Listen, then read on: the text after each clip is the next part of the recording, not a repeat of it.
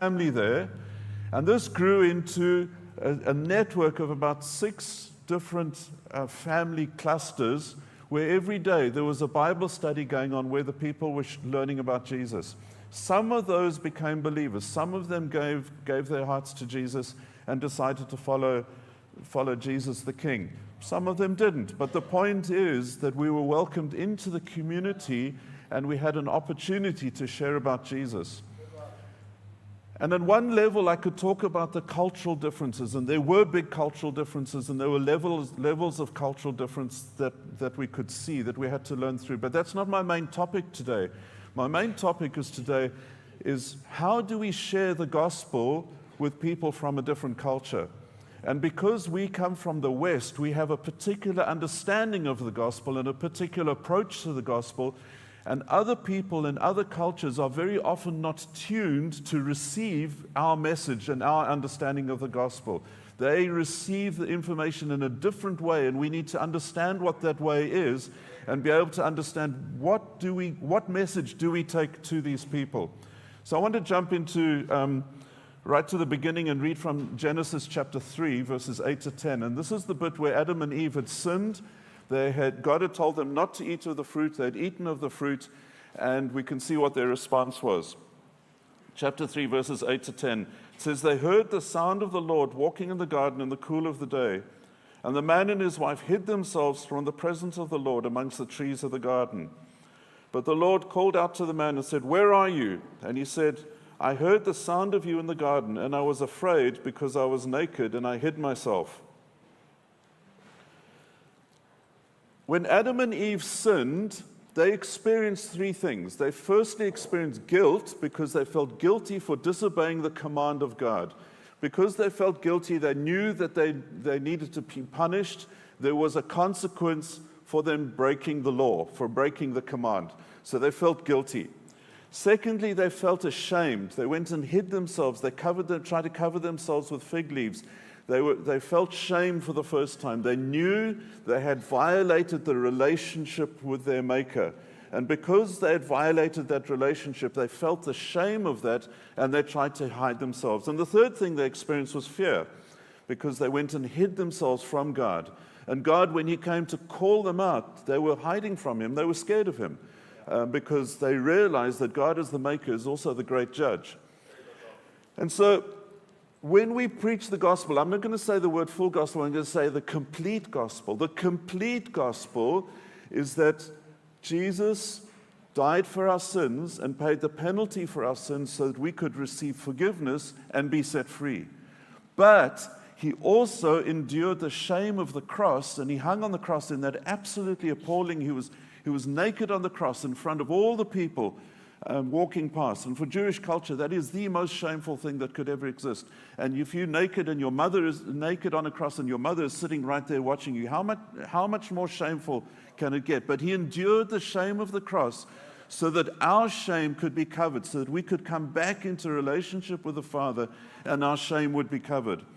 But the third thing is that He defeated fear, because all of us, many people fear death, and people then especially fear death. He defeated fear by being raised up from the dead and destroying the power of death. And so fear became defeated at the cross. So the 3 things that happened at the cross is He took our punishment and we received forgiveness. That He dealt with our guilt and He led us into forgiveness. He dealt with our shame by enduring the shame for Himself, and then God raised Him up into the highest place. And the third thing, He dealt with our fear by overcoming death and the fear of death. And that is the complete gospel. And any Christian, anyone who walks with the Lord, at some point needs to encounter all 3 aspects of the gospel, and in order to receive the complete gospel. Now, if I turn that around a little bit and look at world culture, the world, and I'm talking very generally at the moment, the world generally is divided into 3 cultural understandings of salvation. The first cultural aspect, which we experience very much in the West, North America and Western Europe, is what is called the guilt-innocence culture. And our language of salvation and our language of the gospel is very much from the law courts.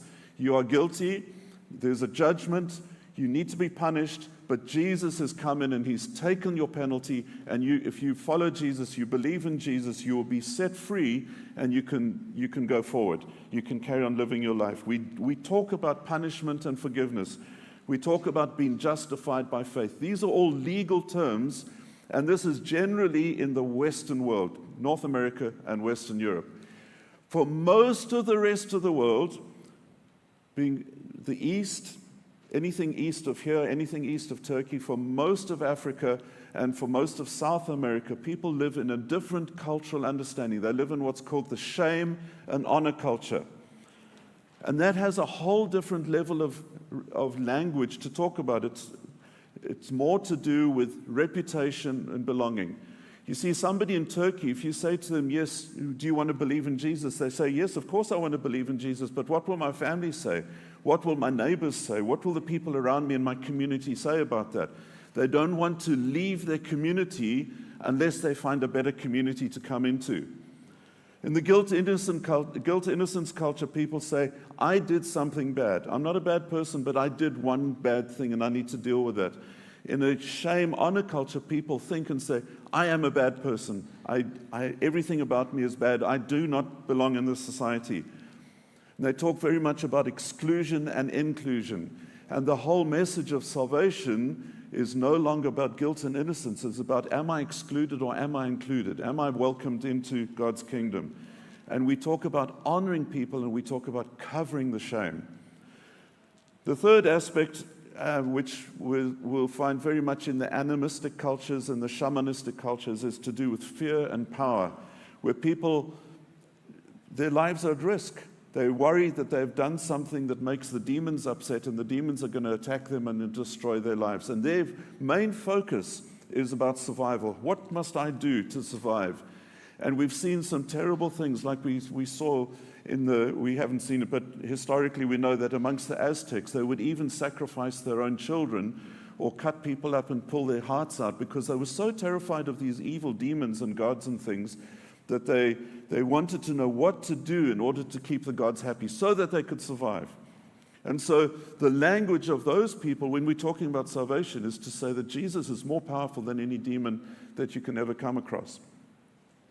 Some years ago, again, there's an area to the very far north of Mongolia where which is very shamanistic, and the shaman cultures live very much by fear. And there's some teams that had gone up there to try and plant a church in this particular town. It was a very difficult town to get to.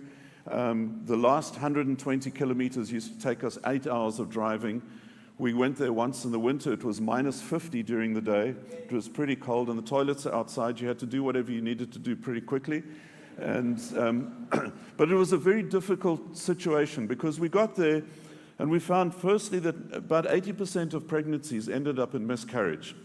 There was a very great heaviness over the town because there was a shaman woman, probably about 60s, who was ruling the town. And it didn't matter what the local authorities did. She was the authority in the town. She was absolutely evil. People used to go to her and get prophecies and all sorts of things. And we went up there a couple of times, and we just couldn't make any headway in the gospel whatsoever. And one time we went up there, and a woman had just had a miscarriage in the little Bible study group that was there, and she was grieving, and like an anger came over me, and I went to the shaman's house, and in the living room and the waiting room, there were a whole lot of people waiting to receive prophecies from her. She was busy with a client. And I was so angry, I just stormed right through the living room into her room, and I confronted her. I threw the client out, and I said, I've got to talk to you. And I said to her, you are holding this people into darkness, and I rebuke you in the name of Jesus, and I command you in the name of Jesus to stop what you're doing, in quite a loud voice, so the people in the waiting room could clearly hear what was going on. And she didn't receive this very well. And she replied in an equally loud voice. She said, I know you Christians. She says, in 2 years, you will be dead and I will still be here. And I said, no, I do not receive your curse. My Jesus is stronger than you. In 2 years, you will be dead and I will be here. Shocking, right? And about 2 years later, we went up there again. The other thing that we did is we went back to the town, We prayed for a lot of the women, prayed for healing for the miscarriages. We also, by the way, taught them to boil their milk because many of the cows carried the disease brucellosis, and that leads to miscarriage. We helped them with some practical things. And then about 2 years later, we came back again, and the shaman lady had quite punctually passed away. And there was this wonderful sound of little children crawling around because a whole bunch of those ladies had had babies. Hallelujah, Jesus. What they saw was that the power of Jesus was greater and higher than the power of their gods. And now the people in the village were suddenly very interested in talking about Jesus. They wanted to know about Jesus because they were lived in fear, and they'd seen the power and they wanted to know more. And so if we're going into fear and power cultures, which are mainly the shamanistic and animistic, it doesn't help to go to these people and say, Jesus died on the cross, you're a sinner, Jesus died on the cross so you could receive forgiveness. They don't want to know about that. They're not tuned in to listen to that. But they want to know that your Jesus is more powerful than your gods. You've got to get into that culture. You've got to heal people. You've got to cast out demons. You've got to start with the power encounters. And then the people say, okay, now we're interested. And that's why Paul, when he wrote to the Corinthians, and the Corinthians were locked into these power challenges with all the Greek gods and Greek temples. And he said, I do not come with wise and persuasive words, but I come with a demonstration of the power of God. If we're to reach people living in a fear culture, we need to demonstrate the power of God. We cannot get away from that. What I want to more focus on this morning is the difference between our guilt and innocence culture and the shame and honor cultures. We, as I said, in the West, we live in a guilt, innocence kind of culture, and in the East, people live in a shame and honor culture. Now, I'm painting this quite black and white, but we need to understand that in all three of these aspects are in all of our cultures. It's just that in the West, guilt and innocence is more dominant in our thinking, but there's quite a lot of shame and honor in our cultures as well. But in the East, there is some sense of guilt, not much, and there is some sense of fear, but the main thing is shame and honor. But it's the kind of dominant experience. In a guilt and innocence culture, in our culture, we value direct speech. We value direct information. The Dutch and the Germans are famous for that. That you say what you think. French are more subtle. The French are more honorable. Because in the honorable cultures, they see that directness as incredibly impolite. So if you go into an honor culture and you say you're a sinner and you need salvation, they say, whoa, slow down a little bit. That's too direct, that's really impolite. We need to go around the bushes a little bit. We need to talk. We need to build relationship. We need to build friendship first. And then we can get there. And so they see, people in a shame honor culture will see direct speaking as what we do in the West as incredibly impolite and inconsiderate and unfriendly. We look, in our Western culture, we look at that kind of thing and we say, that's dishonest. And I remember, because I grew up in Zimbabwe, I remember interacting with some of my friends there, some of the Zimbabwean friends there. And when you were having a conversation, they wouldn't consider facts. They would consider what you would want to hear, and in order to honor you, they would tell you what you wanted to hear. And we would look at that and say, lying, and they would say, no, we're trying to honor you by telling you what you want to hear. The relationship was more important than the facts. For us in the Western world, facts are more important than the relationship. So we'll spit the facts out, irrespective of whether those facts hurt somebody or not. Whereas in an honor culture, people will try and honor you by giving you what they think you want to hear. Even if it's not what you want to hear, it's what they perceive or what they think you want to hear. And so if I think of somebody in an Arabic culture or in a Muslim culture, that is very much an honor, shame and honor culture. And they try to honor each other. And when you spend time building a relationship with a Muslim person, say somebody from out of Iran or from somewhere in Northern Africa, you build your friendship, you build your relationship, you talk about Jesus, you share about your relationship with Jesus. And because perhaps you're from a Western culture, you very much want that person to repent and to say the sinner's prayer. As soon as he perceives that you want something from him, and that thing happens to be the sinner's prayer, he will say the sinner's prayer to honor you, to keep you happy, even though in that sinner's prayer he doesn't mean anything. All he wants to do is honor you. And so then you have the question, well, is this person saved or not? You can't really tell until you see the fruit of his life. And the fruit of his life won't come out by wanting to honor you. The fruit of his life will come out when he's filled with the Spirit. But if all he's done is said the sinner's prayer and nothing changes, well, you know that it wasn't a genuine thing. But sometimes in our Western world, we tick it off and say, aha, he said the sinner's prayer, he is now saved, he must be okay, now we can baptize him. And some years ago in Dresden, I had a lot of encounters with Iranian people and with Afghani people from Afghanistan. And this was very, very much a thing. And especially here in Europe, where the refugees coming, they need papers, they need documents so that they can stay in Europe and not get sent back to their home country. And so they will do whatever it takes to get those documents. But some of them genuinely want to become believers. And so I would often get this question, what do I do to become a Christian? Now, to become a Muslim, it's really easy. You go down, you get a carpet, you go down your hands and knees, you bow towards Mecca, you say, I believe that Allah is God and that Muhammad is his prophet. And when you've said that, you are a Muslim. And then you've got to start doing all the works and things that Muslims have to do. And so they want to know, what is the thing that I have to do to become a Christian? It's too easy to say, we'll say the sinner's prayer. Because they'll say, okay, we say the sinner's prayer. No, I must be a Christian. Well, no, you've got to be baptized. Okay, we get baptized. No, I must be a Christian. Even if they have no relationship with God, they will willingly do those things either to get their documents or to honor you because they respect you. So what I used to answer these guys when they said to me, what do we do to become a Christian?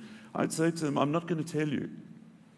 I will read the Bible to you, but I said, you go and walk in the forest or walk in the park and you talk to Jesus. And when Jesus talks back to you, come and tell us about it.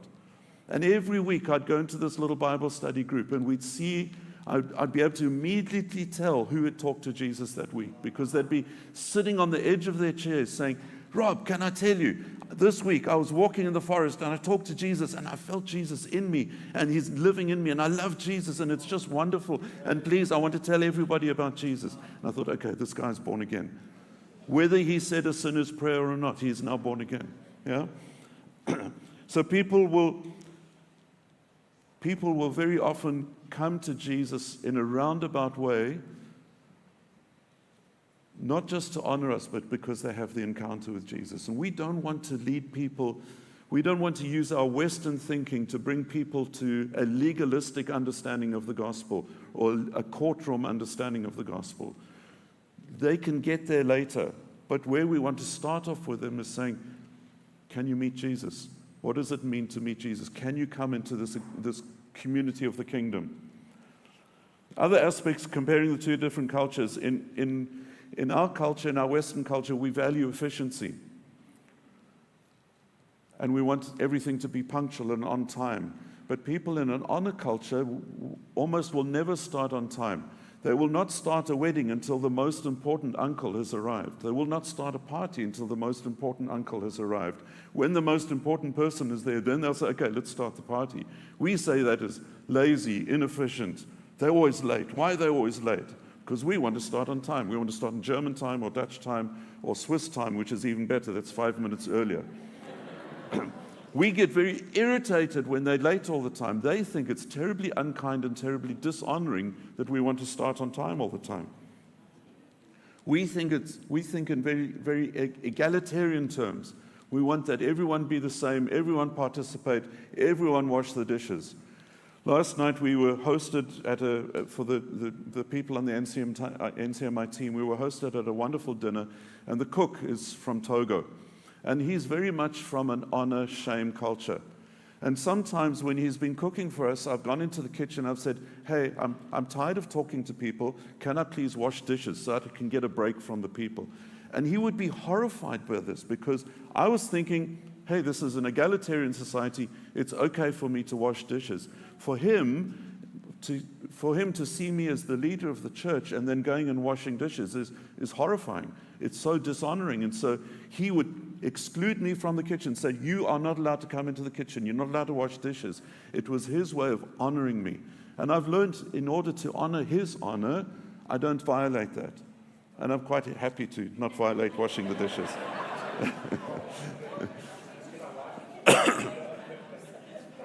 We think very functionally, but in a honor, shame culture, shame, honor culture, hospitality is more important. And so we used to sometimes experience it that we'd see it particularly with foreign missionaries, that they would very happily go into the Mongolian homes and enjoy the meals and sit for hours and hours talking. But we had some Mongolians tell us that the missionaries wouldn't even allow them into the front door.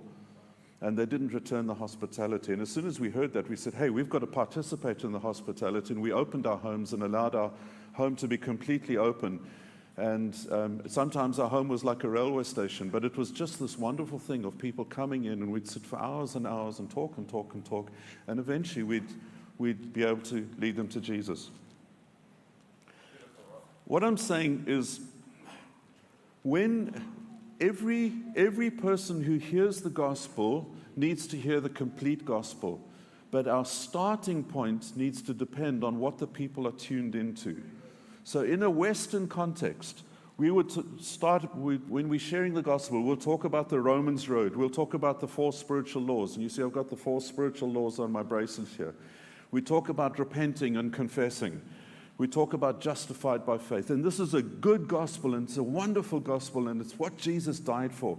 But that's how we'd share the gospel in a Western world, because people are tuned in to receive the gospel in that way. But when we go east of here, when we go into a Muslim culture, when we go into an Asian culture, when we go into an African culture, we need to recognize that the people are tuned in a different way. And so our starting point of the gospel has to be something different. We need to talk about some of the honor stories in the Bible. And there's some wonderful honor stories. We need to put Jesus in the highest place. You see, for a Muslim to see Jesus hanging naked on the cross, they would say, that's terrible, that's so shameful. Here's this man who wanted to be king, he had all these disciples, and yet he was crucified, he was treated worse than a slave, he was mocked, he was beaten, he was spat upon, and now he's hanging naked on this cross. How much more shameful can you get? I do not want to follow a person who has been so shamed. I want to follow an honored person. And so we need to take it further and say, yes, Jesus went through that for all of us, but then it says in the Bible, God raised Jesus up to the highest place, to the highest honor. He's seated on the throne in the heavenly places. All his enemies have been placed under his feet. And suddenly a Muslim will say, oh, that makes sense. Yes, that is the king I want to follow. I don't want to follow that shameful guy on the cross. I want to follow the king who's been raised up to the highest places. And suddenly it starts to make sense to them. We also need to be talking about a kingdom community. And when we think of community, in the West, we don't have a strong sense of community. Each one of us thinks very individually and says, thank you very much, I'm an individual, I have my own mind, I'm going to make my own decision about whether I follow Jesus or not. And it doesn't matter what my parents or my neighbors or my schoolmates think of me. I make the decision for myself. I'm my own mind. And that is our pride and our arrogance in a Western kind of situation. But a Muslim or somebody from a shame honor culture will never think like that. They find it amazing that people in the West are allowed to make individual decisions about life and salvation matters. For them, it's a family decision. My father decides, my grandfather decides. We decide as a family that we're going to follow Jesus. And we see that in the Bible where the jailer and his whole family got saved. Why? The jailer said, we're going to follow Jesus. And everyone said, yes, this is a good thing. We're going to go with Dad and we're going to follow Jesus. So, for example, people in the Philippines or people in Indonesia look at us making our individual decisions for salvation. They say, how does that work? We don't understand that. We decide together. We decide as a community we're going to follow Jesus. We look at them and say, you adults, you're intelligent. Why can't you make your own decision? It's incomprehensible to us that salvation decisions are communal. And in any of the Muslim contexts, particularly the Muslim context, there is this understanding. What will the neighbors say? What will my family say? Will my father be obliged to kill me if I follow Jesus? How do I get around that? And sometimes we need to find ways of finding the favor of the family. So we had, amongst this nomadic group that I told you about that we were ministering to, we had, there were about half of them were Kazakh Muslims. There were a lot of Mongolian Buddhists, and about half of them were Kazakh Muslims. And so we decided that we would start building a relationship with the local imam, and we would try and honor the local imam. We found out, we got to know him, we went to visited him a couple of times, really nice old guy. And we found out that his wife was very sick, and so my friend and I paid for her to go to hospital. We paid for her medical treatment, and it immediately built this wonderful relationship with the imam. And he started to love us and appreciate, and we had some wonderful conversations about Abraham and the Bible and Isaac and all these different things. And then one day, with our new little Bible study group, a couple of people got saved, and they said they wanted to get baptized. And so we said, we're going to have a communal baptism. We're inviting the whole community. And by the way, Mr. Imam, will you please come? And the Imam came with all his robes and everything. We put a special chair for him. We seated him in the place of honor. We honored him. We showed respect to him. And he was there, and he didn't have to say a word. But the fact that he was there and the fact that we honored him allowed his people to think, okay, we can also believe in Jesus. And many people came to Christ as a result of that, because they saw that we honored him and he honored us. Unfortunately, he himself didn't get saved before he died, but many of his people got saved because of this honor and the whole idea of community. And what we need to do is persuade people, with a fear and power culture, we need to persuade people that Jesus has more power than their demons. With people from a honor culture, we need to persuade them the community to which we belong is a better and a more honorable community than the community to which they belong. And once we say to them, once we show them that our community is better, then say, hey, I can join that with less risk. But if you start going to a Muslim and you start talking about the law and sin, and that, most people will say, I'm not a sinner. Or if I have done sin, if I have done something bad, I don't want it brought out publicly. I'm not going to confess it publicly. I want that thing to be covered up. I want to be honored in some way. I want to retain my honor. And so that's what motivates them.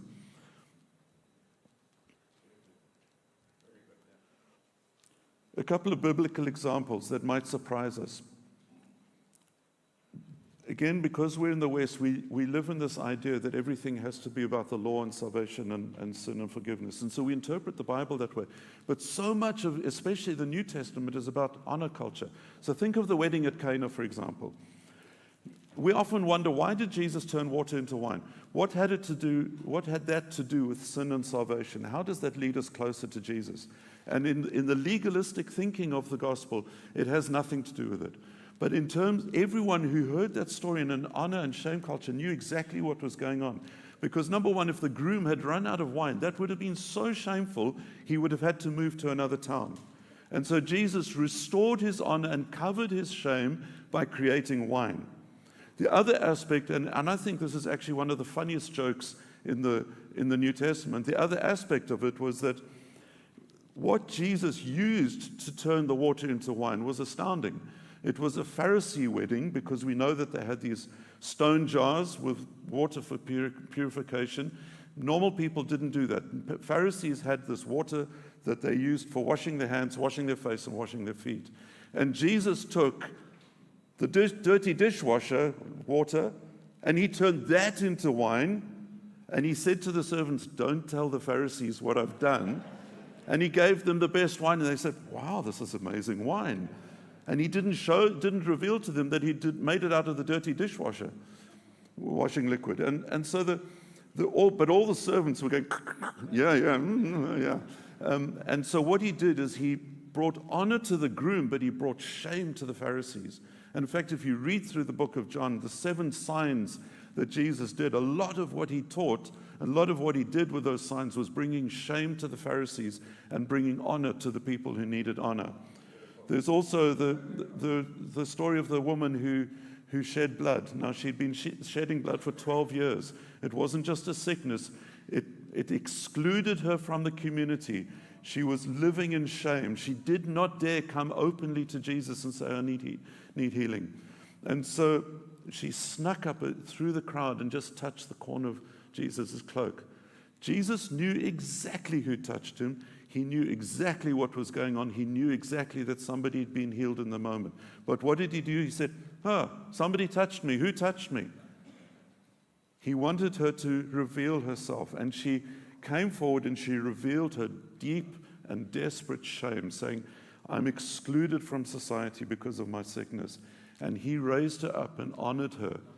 And her story got written in the Bible because Jesus honored her. There was no conversation about sin there. It was all about honoring. Jesus healed her and honored her. And God calls us to honor people and to raise them up. And we deal with the sin later on. We get to that. But the first thing is let's bring people and give them honor, give them respect, and raise them up and show them what Jesus did for them. The prodigal son is a story of honor. The prodigal son shamed his father. He said, I want my inheritance. In other words, what he was saying is, to me, you're as good as dead. I want my inheritance. The father gave it to him. He went off. There's not much there about his sin. He did sin, but there's not much there about it. But then he felt ashamed because he is eating with the pigs. And he went back and he says, I'm not worthy. I'm not honorable enough to be your son. Can I please be your servant? And the father covered his shame with a cloak and restored his honor.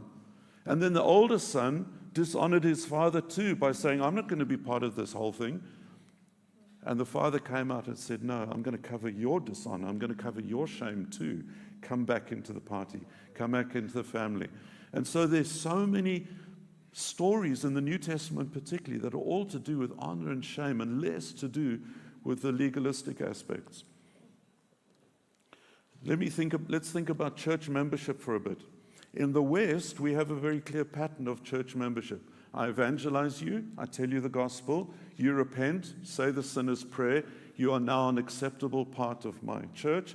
I baptize you, then I make you a disciple, and then I bring you into the community. And that's a good thing. In the Western culture, that's how we think, that's how we receive the gospel. I've said the sinner's prayer, I'm now saved, I've repented, and I do all the steps of discipleship. And as I grow into that, I grow into the community.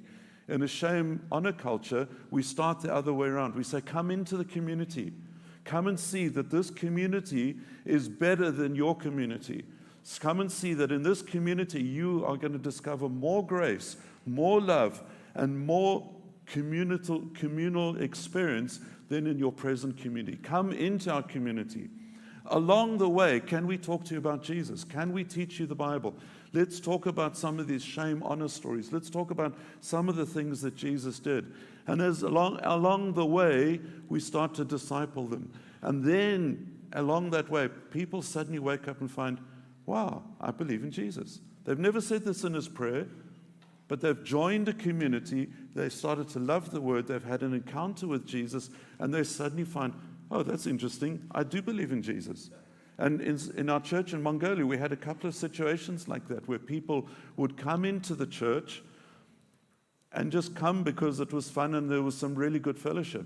And then we'd have a baptism and they'd think, I do believe in Jesus. I want to get baptized. And we'd say, well, did you ever pray the sinner's prayer? No, but I talk to Jesus every day and I read his word, and in my heart burns with the fire and the flame of what I read, and it's so exciting to know more and more about Jesus. Well, that's wonderful. Then you know Jesus. Let's baptize you. And the sinners, I've come to learn in that kind of culture, a sinner's prayer is not always the most helpful thing. We sometimes need to let people grow into a living relationship with Jesus and have an encounter with Jesus. So come bring people into the community first, and then we start to disciple them and teach them the ways of God. What about our opportunities? Of course, I'm wanting us all to get passports and go to other nations. There's so many unreached people groups out there. But I realize that not all of us are going to do that, because some of you need to stay at home and tithe so that you can send your pastors out.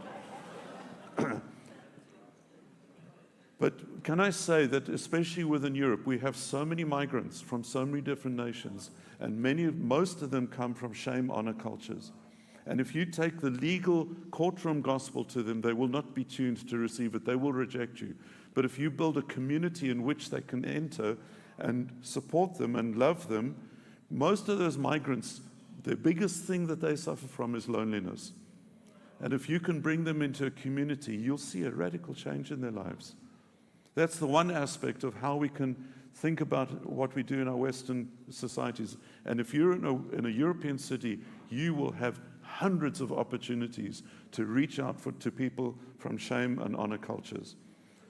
The other aspect is, I believe our Western culture is changing. And because I'm an old guy, the younger guys may feel free to correct me. I'm going to make a general blanket statement that is probably going to be offensive to you, and I'll probably be wrong. But hear what I'm trying to say.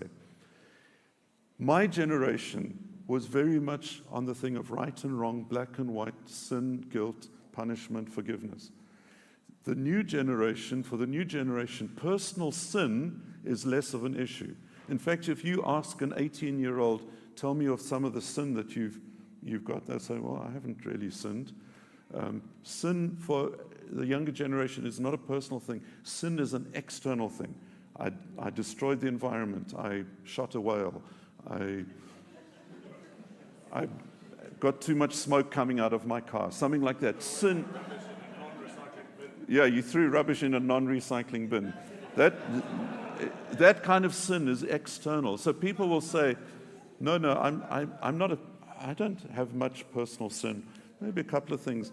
So then we say to you, well, is there something that you're doing or something that you're living in that you wouldn't like your mother to know about? Well, yes, there's certain things that I'm ashamed of. What about your TikTok and Instagram? Does that portray who you really all are? Or are you using TikTok and Instagram to cover your shame? And how about turning to Jesus and letting Jesus cover your shame? Letting Jesus wash away all that stuff and make you clean and pure and presentable to the rest of the world. Now, I realize I'm on thin ice here, and somebody could probably put it into better words. But do you hear the heart? Is that our culture is changing from a guilt, innocence culture to a shame, honor culture. And I wonder, we talk a lot about reaching out to young people. I wonder if one of the ways to reach young people, and please correct me if I'm wrong, is to allow for more honor in our churches and cover their shame and not expose them. Now, there are some times where we have to deal with sin, and I'll finish with this. We had in the Mongolian church, we had a young couple, they were dating, and they were not yet married, and the girl got pregnant.